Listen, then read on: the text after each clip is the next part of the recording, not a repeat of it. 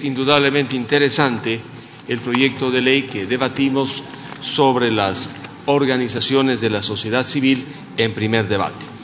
Quisiera hacer una precisión de orden conceptual porque me parece que es equivocada la derogatoria de la norma del Código Civil que distingue entre fundaciones y corporaciones. Y voy a explicar por qué. Las dos, esto es, la corporación o la fundación es una persona jurídica de derecho privado sin fines de lucro. ¿Dónde está la diferencia? ¿Y dónde está la sabiduría del Código Civil en esta materia desde hace varios siglos? En el hecho de que las corporaciones se constituyen sobre la base de los asociados. Si dos o más se asocian, constituyen una corporación. En cambio, la fundación tiene como elemento fundacional y estructural el patrimonio. Por eso, alguien puede en un testamento constituir una fundación al tiempo de su muerte con sus bienes. Eliminar la distinción, estimado Héctor Yepes, sería un gravísimo error, porque el Código Civil habla de dos especies de personas jurídicas de derecho privado sin fines de lucro, la corporación y la fundación. Muchas veces se llaman fundaciones en el Ecuador a personas jurídicas de derecho privado que son en estricto sentido corporaciones, porque no tienen como base el capital, el patrimonio, sino la voluntad de los asociados. En principio, para constituir una corporación sobre la base de los asociados, no sería necesario ni siquiera tener un centavo, basta la voluntad de los asociados. Muchas instituciones de estudios, por ejemplo, de capacitación, se llaman a veces, o tienen más bien la condición de corporaciones o fundaciones, dependiendo de la forma como se han constituido. La enumeración que ha hecho el presidente de la Comisión explica claramente el buen número de asociaciones que pueden constituirse en el país, sea como fundaciones o como corporaciones. Por ello, yo sí encarecidamente solicito que en este punto se mantenga la distinción del Código Civil, porque esa distinción ayuda a la hora de resolver los problemas en una corporación o en una fundación, porque los problemas de una corporación son problemas que se generan entre los asociados. En una fundación podría haber problemas entre sus miembros, pero el sustento de la fundación, de acuerdo con el Código Civil, es el capital o el patrimonio. En el Ecuador tenemos personas jurídicas de derecho privado sin fines de lucro, como las que mencioné, corporaciones y fundaciones, personas jurídicas de derecho privado con fines de lucro, como las compañías anónimas, las limitadas, todas aquellas reguladas por la ley de compañías, pero también las sociedades de hecho que se constituyen de conformidad con el Código Civil. Y en este proyecto hay otra confusión gravísima. Se denomina sociedad de hecho a la simple asociación sin personalidad jurídica, cuando la sociedad de hecho puede tener personalidad jurídica si ésta se constituye bajo el Código Civil ante un juez.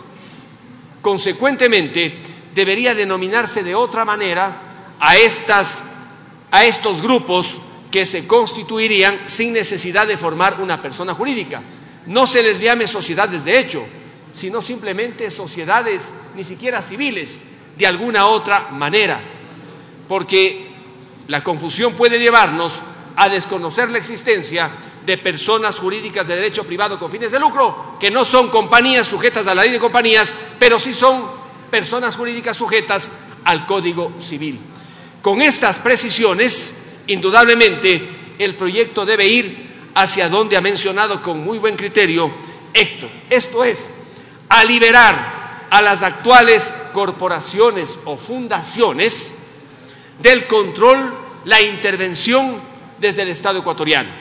Si bien el Código Napoleónico, que inspiró el Código Civil con la intervención de Andrés Bello, tiene conceptos tan importantes como el que mencioné, la distinción entre corporaciones y fundaciones, también tiene aberraciones, porque una corporación o fundación, persona jurídica de derecho privado sin fin de lucro en el Ecuador, ahora solamente puede tener personalidad jurídica si desde la función ejecutiva el presidente o los ministros le dan personalidad jurídica. Eso tiene que terminar. Y la propuesta que hace la Comisión es sensata. ¿Basta la escritura pública de constitución o bastaría el testamento en el evento de que alguien quiere que su patrimonio a su muerte sirva para instituir una fundación, para que ésta adquiera personalidad jurídica, sin intervención alguna de ministros, subsecretarios, ni el presidente de la República? Constituir una corporación o una fundación en el país ahora es difícil. Muchas personas tienen que hacer un peregrinaje de meses y de años para contar con el acuerdo ministerial en unos casos o con el decreto ejecutivo.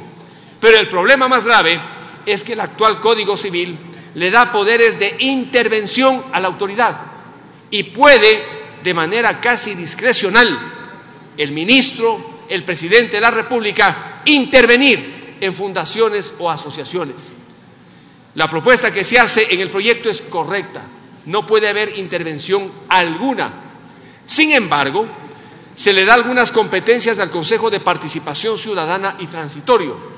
Está bien que este organismo simplemente pueda recibir denuncias de sus miembros, no de terceros, abrir un expediente, resolver en procedimiento administrativo, producir un acto administrativo impugnable en sede judicial con efecto suspensivo, y en eso lo que hace la Comisión es correcto, con efecto suspensivo, pero no podría el Consejo de Participación Ciudadana intervenir y aprobar la designación de un interventor en estas asociaciones, y eso debe quedar claramente establecido, porque en el Ecuador las mayores tragedias se han dado cuando por razones políticas, no digo en la década pasada, sino antes de esa década, y ojalá no en lo futuro, se intervienen corporaciones y fundaciones para neutralizar actividades lícitas y legítimas. Con esas correcciones, el proyecto es desde todo punto de vista saludable, y el hecho de que se puedan constituir y por esa misma razón tener ya la personalidad jurídica llevaría a que, por ejemplo, se elimine en uno de los artículos, en el 5, numeral 2, lo que se dice obtener personalidad jurídica. Esa expresión de obtener es peligrosa, porque obtener significa que uno va donde otro para que le dé, y no sería obtener, porque basta el acto de creación para que tenga ya personalidad jurídica una persona jurídica de derecho privado sin fines de lucro. En lo demás, tal vez una observación a estas organizaciones extranjeras. Debe haber, por supuesto, el control necesario, porque si en el Ecuador comienza a operar una organización sin fines de lucro privada para promover el terrorismo, esa organización no puede en el país cumplir ese tipo de actividades. Pero si se trata de una función social de asistencia a sectores prioritarios, que lo haga. El error está en hablar de apoderado general, porque este tipo de asociaciones no tienen apoderados generales, y bien podría esto llevar a una confusión con la ley de compañías. Tienen representantes actualmente, y esos representantes no tienen la condición de los apoderados, porque un apoderado, en definitiva, tiene una serie de responsabilidades y en su configuración debe cumplir también una serie de requisitos rigurosos. Háblese de representante, y en estos casos igualmente que puedan de alguna manera coordinar con las dependencias del gobierno nacional, que ahora entiendo que existen, para ver la cooperación en qué términos se lleva, sin que pueda desde la función ejecutiva funcionario alguno interrumpir, suspender, expulsar, a menos por supuesto que esta entidad se dedique a fines contrarios a la conservación y mantenimiento del Estado ecuatoriano. Muchas gracias. Gracias, señor asambleísta.